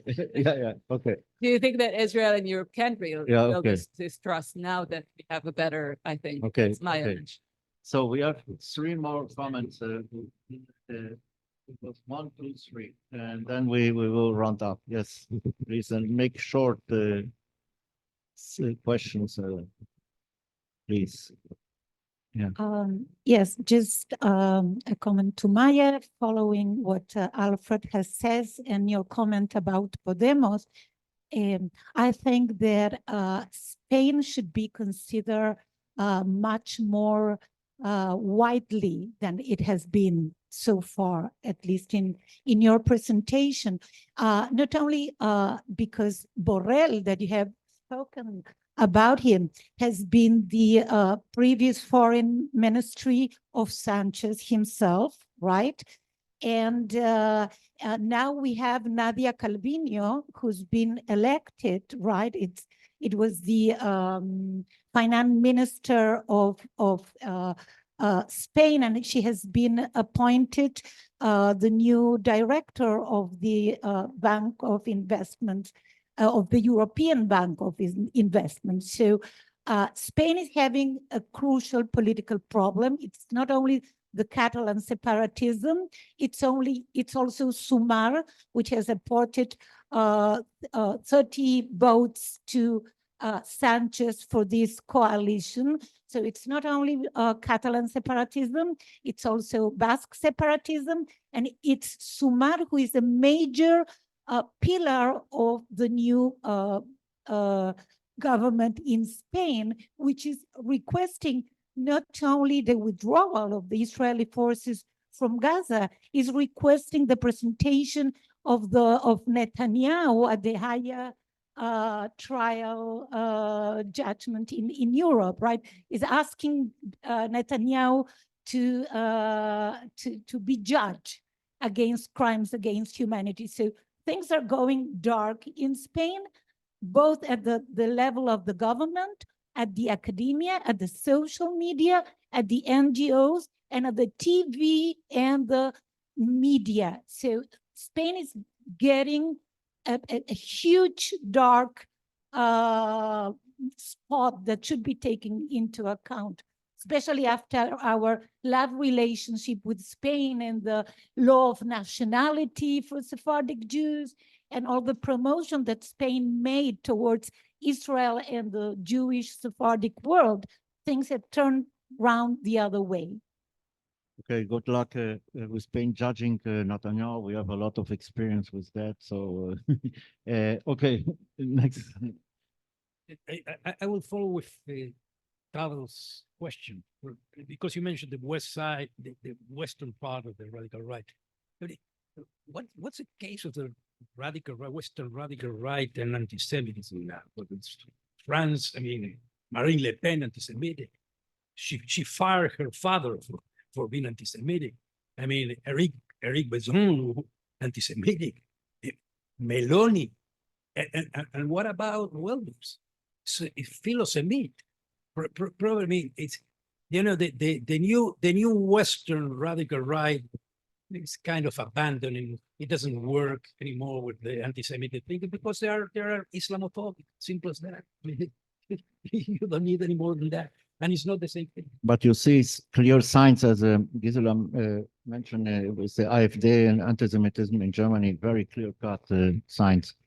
AfD in Germany is yes, not following what you said. Okay, the last comment, please. Azriel Bament, Institute of International Relations, Prague. I wanted to ask about the recent problem with Viktor Orban in the EU, the problems, in my opinion, the weak response to his blocking the aid to Ukraine, and the fact what does this mean for the EU's standing? Because to me, it sends a very bad message in terms of EU's ability to. I think this is very bad for its reputation. There's also obviously the question of what will happen if Trump wins obviously Trump were to win next year, then that would have a massive impact, obviously, in terms of EU and the Middle East, EU and Israel. So there would be massive differences between EU and the United States, the way I see it. But of course, that's a lot of speculation. But just wanted to. Obviously, there's also this question of Ukraine, which is also very deeply troubling, and what that would do to the EU. Thank you. Okay, now we give the panelists to respond, and I think we should start with Maya. Yes, many of the questions were directed to you, so please, starting with you.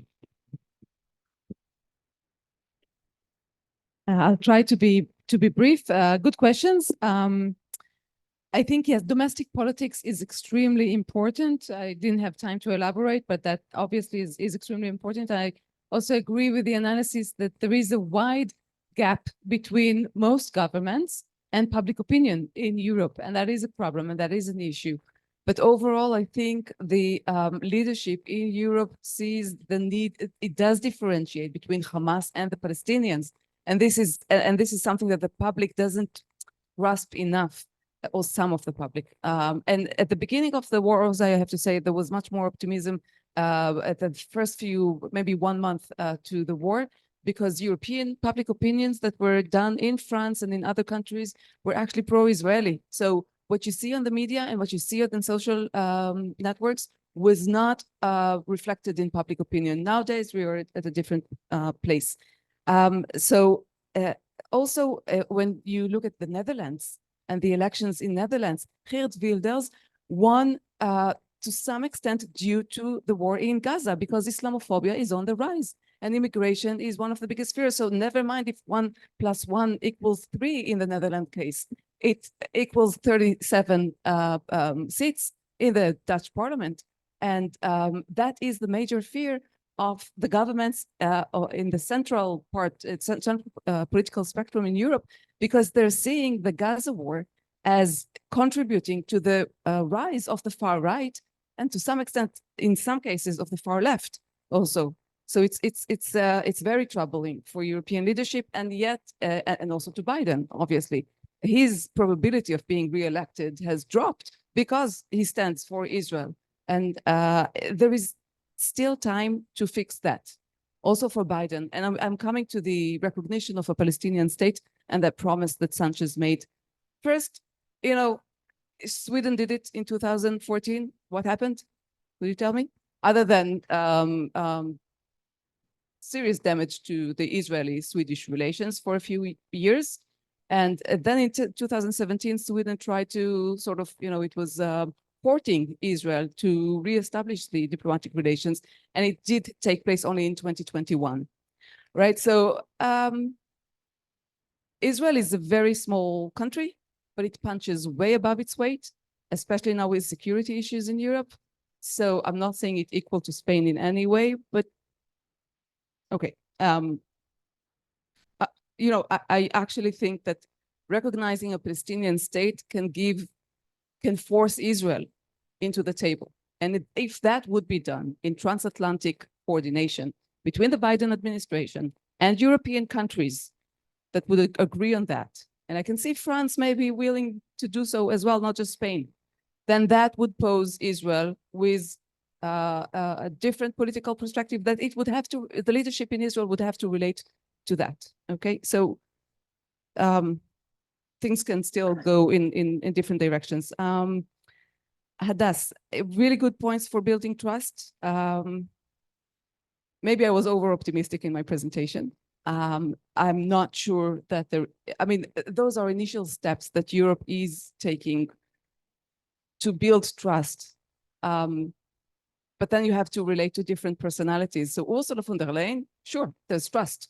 Borrell, he will have to prove himself again and again and again in the next few months to see that he's not flipping and nothing sort of slips in his speeches. So that will take time, and I'm not sure if we have time. So parts of Europe, yes, parts of Europe, no. Other questions. I also wanted to be a bit more optimistic, and one of the things that Europe can also promote with United States, with the Arab countries, is we haven't spoken about that, but that is the India Middle East corridor. And if you just imagine the huge possibilities coming with normalization to Israel with Saudi Arabia, if we solve the huge political security issue with the Palestinians, if you just can imagine the horizons that would be open. So, that is my most optimistic notion. We have to have many stars in very certain political position in the skies for that to happen. So right now it's a pie in the sky. I hope the stars will fix themselves. Orban EU, very harsh message. Orban left the room and let Ukraine be a candidate for membership. But then on the most crucial thing that Ukraine needs right now, he stopped it, the 50 billion euros contribution from Europe to Ukraine. So that's, but Europe says it's going to fix it. If not through the EU, it will go in the unilateral or bilateral direction. It can fix it. Yeah, I think, yeah. Okay, I'll go. thank you. Thank you, Maya, also for putting at the end of the corridor some so optimistic lights. Perhaps we have something to look forward to. Only on the Palestinian state, I would say this recognition issue, it is nice to say, but before you do that, you have to define what is the Palestinian state. I mean, what do you mean by that? So it's not that I'm against it. I'm in favor of two-state solution, but we have to define what does it mean? What is it? What are the borders? Yeah. Okay. Yeah, but you cannot recognize something you don't know how, what are the parameters, what. And the consequences Yeah. of that would be so negative in Israel. Maya, you'd have the most right-wing government in Israel after what you call the most right-wing government in Israel. You know that.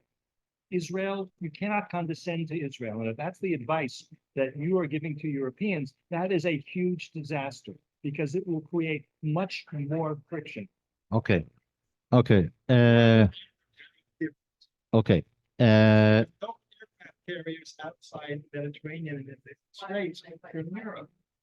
Okay. Europe, I would say they should keep that both feet on the ground. Okay, we have here a lively debate. That's okay. Different opinions. Dan, you want to say something? I was the only one to suggest something practical for the European to do, but I understand that people prefer to stay in the sphere of politics and discussion. I was just saying, but at the end of the day, the European will come here and they will ask the Israeli what to do, and we have to tell them what we want them to do. And we don't want a lot, but we want a positive involvement. We want a positive involvement that is part of a much wider situation. And I'm totally confident that we are on the path for a political solution. I mean, after, as you mentioned, after Yom Kippur, we had the peace with Egypt. After the catastrophe we're here, I think that we are starting to see a kind of maturity that we have to find a solution. What it is, I don't know. But obviously, it's not maintaining the conflict or managing the conflict. It is solving the conflict. And in that respect, we need things on the ground. And the Europeans, and here I perfectly agree. I mean, you mentioned the word reconciliation. I mean, one of the problems in a lot of previous peace negotiations, etc., was the lack of addressing the issue of reconciliation. Now, I know to speak today about reconciliation with the Palestinian, they will really throw me from the window. There are no window here, so it's okay. But I think that this is something that we have to put on the table. And in that respect, Europe can serve as an example and can facilitate things. But again, I am not looking for a political role of Europe. Okay, I'm looking for practical things from practical experiences that maybe we can be inspired in the region from what has happened in Europe, because at the end of the day, Europe is a big success in terms of reconciliation, in terms of peace. So, and this is something we have to look for. Yeah. Okay, Dan, thank you very much. Now, Gisela, perhaps.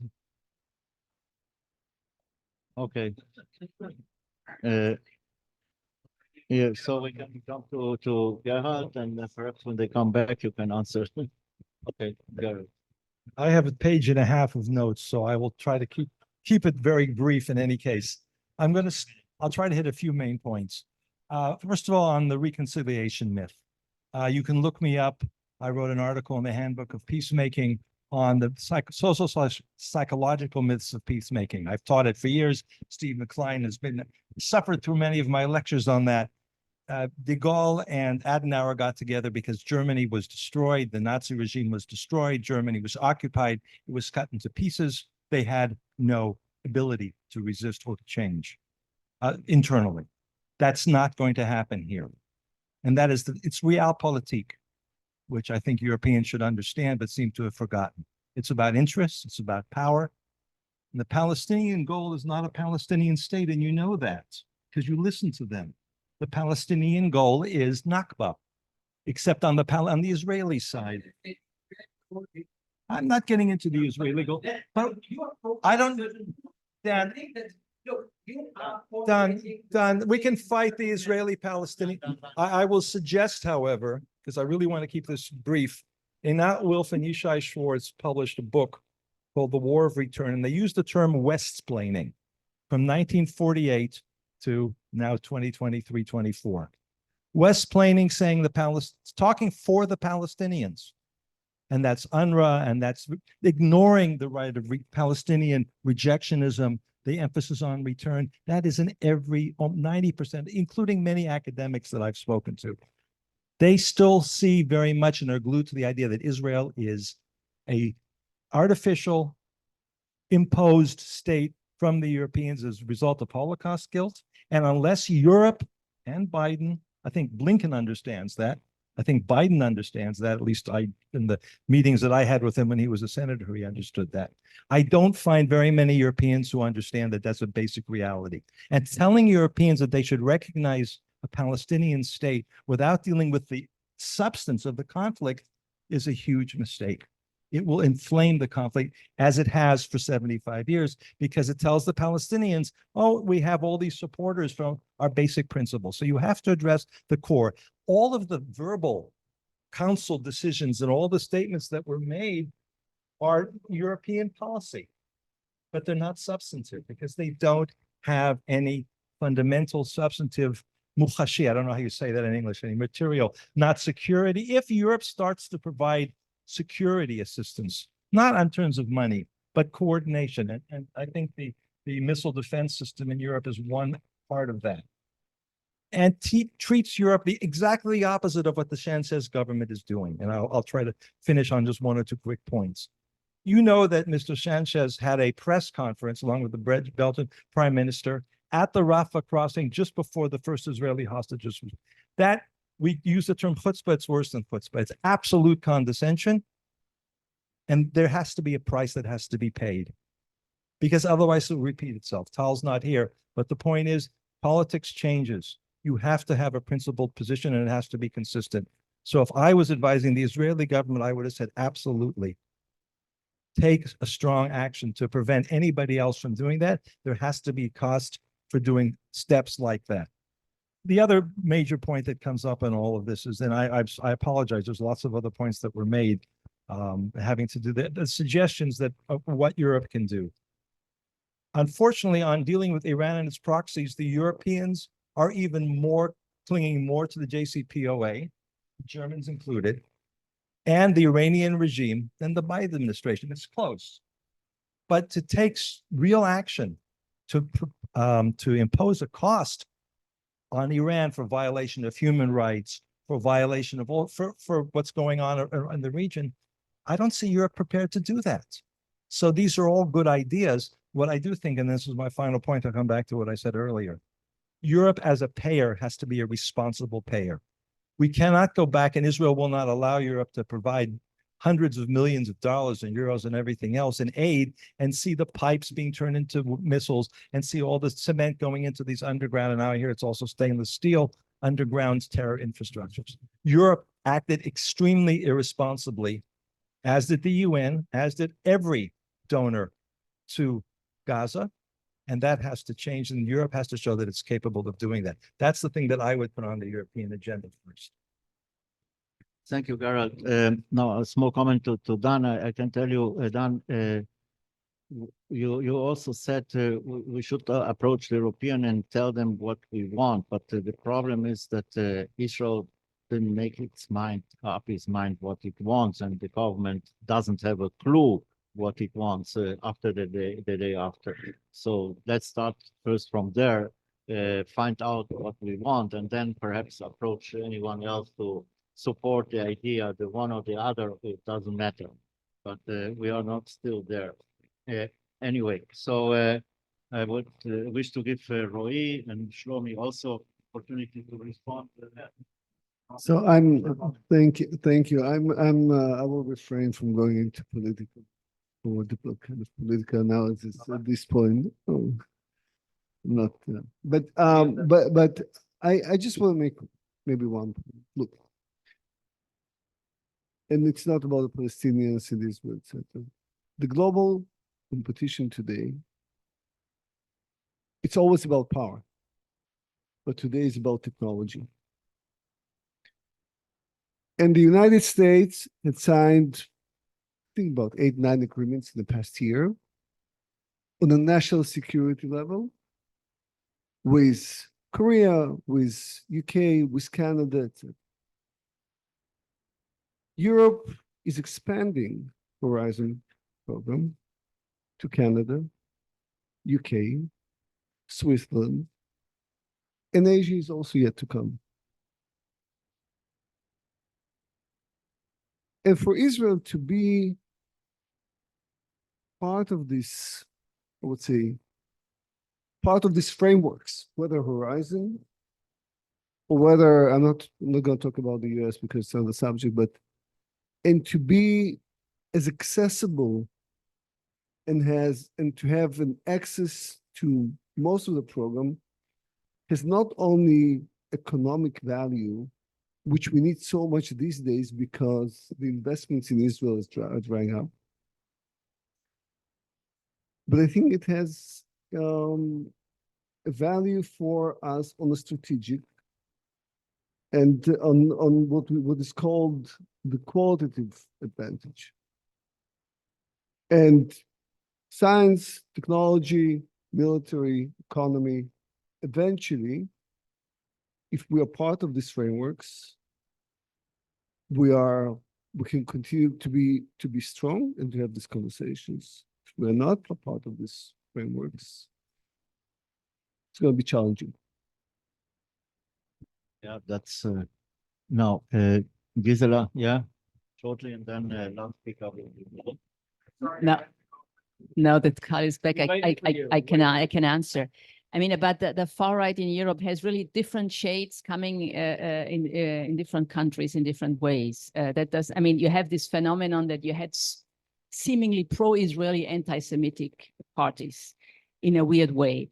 But the German version, the French version, just to point on them, I mean, in France, I think the far right is pretty close to taking power over.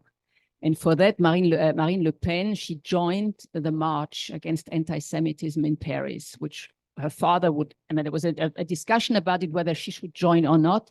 And the latest supporter she had now, which made a scandal, a mini scandal yesterday, that Serge Klarsfeld, you know, the French figure of the Nazi hunter, he endorsed her in this context of, and that you're right, the 7th of October, I mean, anti-terror fears, anti-Muslim fears in France, where Klarsfeld felt that with Le Pen, why not? And that's a huge thing. I mean, this figure having that. In Germany, I mean, you had the AfD, they are still more not close to power at all as an opposition party, a protest party. So in that sense, I think you are right with the answer, saying Germany government does too much. Whatever the government does and gives money abroad is not good for the national setting.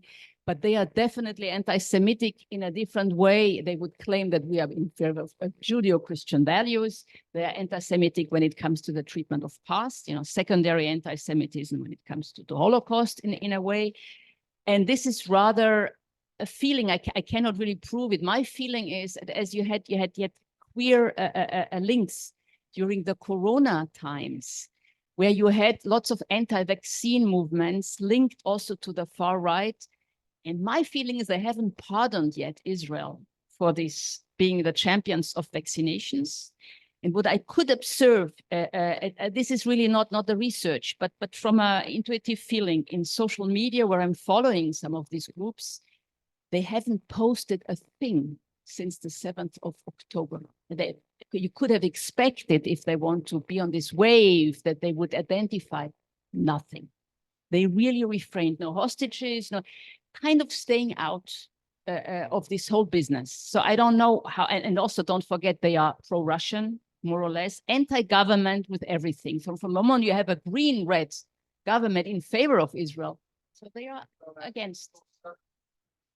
That's some kind of sort of, and maybe, I mean, the question, because it's interesting, Joram has left, but the bombing of Dresden in Germany, that I have to say, I don't think this is an identification of the younger generation, and it is not so present. For the older one, yes.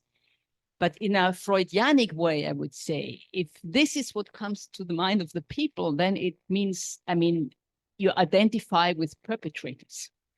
That would really mean then, you know, you somehow feel for Hamas, and you know, Dresden is a symbol of that. It was unfortunate, but it was after done from the Allies to defeat the Nazis. So it's in a weird way, you had it appearing in demonstrations, these pictures from Dresden, but it was kind of even backfiring. These Palestinians, they were really then equating Nazis with Hamas. So it's a weird thing, but I don't think that the average young German has this in mind. Also, the sirens, I mean, just in a talk with a professor in Germany for a project, the siren was going off in Tel Aviv. And he was so shocked by this, as if he wouldn't know that this exists. But then what comes to the mind, and people would all talk about this, are stories from their parents, war stories, and this reminds them. And here it does come back. Like suddenly there are war stories that I've ever heard, always heard from them. I mean, switching contexts. Okay. Last speaker from the panel. Yeah, I'll be short. First, we haven't mentioned the fact that Israel haven't sided Ukraine and Zelensky with Europe against Russia. It is another part of the picture. We have to mention it while we're speaking about Israel-EU relation. Secondly, we haven't mentioned NATO as a player and its part and the way it can help us in the context of the Gaza war. Third, I must relate to what Gerald said regarding what the Palestinian wants. We have to listen to them, or we don't have to listen to them. If you want to listen to them, some of them, Hamas, want to eradicate Israel. Others recognize and signed the agreements, recognize the right of Israel to exist. So you have to decide. We have to listen to them, or we don't have to listen to them, take seriously or not. Now, continue what you said, Robbie. Israel haven't decided where they want to go. So if we haven't decided, we're in the way of continuing managing the conflict. We are in the way to live in the sands of Gaza. It's not swamp, it's sands of Gaza. It can be enough for all the players. Meaning, for Europe, it may suffice that here we continue to manage the conflict. The flames will be quite easier, and they could move and concentrate in Ukraine again. It would be suffice maybe to the Arab leaders. It may suffice to Biden, who enters election year. It won't suffice us, but the only way, well, and we'll be trapped in managing the conflict in worse scenarios, while Europe may back from its paying role. The Saudi Arabia and United Arab Emirates already said, well, without the two-state solution, we're not going to pay for all of that. We're not going to reconstruct Gaza now again. So you have to decide. You listen to them or you don't listen to them, right? Yeah. All right. Okay. The fact is that Israel and the Palestinians has no power now, or decided not to decide for themselves where they want to go. They need the help from outside, or the pressure from outside to shape the day after. Biden is the only one who has real power to take us out of the route, going back to managing the conflict in worse scenarios. Europe would go alone if Biden would choose that. I'm not sure he would, but if he would, recognizing a Palestinian state can be step would force us not to go again to managing the conflict. It would change. Yes, I just remind you that even Israel has no borders, recognized borders. So you can recognize a state without borders, right? And negotiate it later.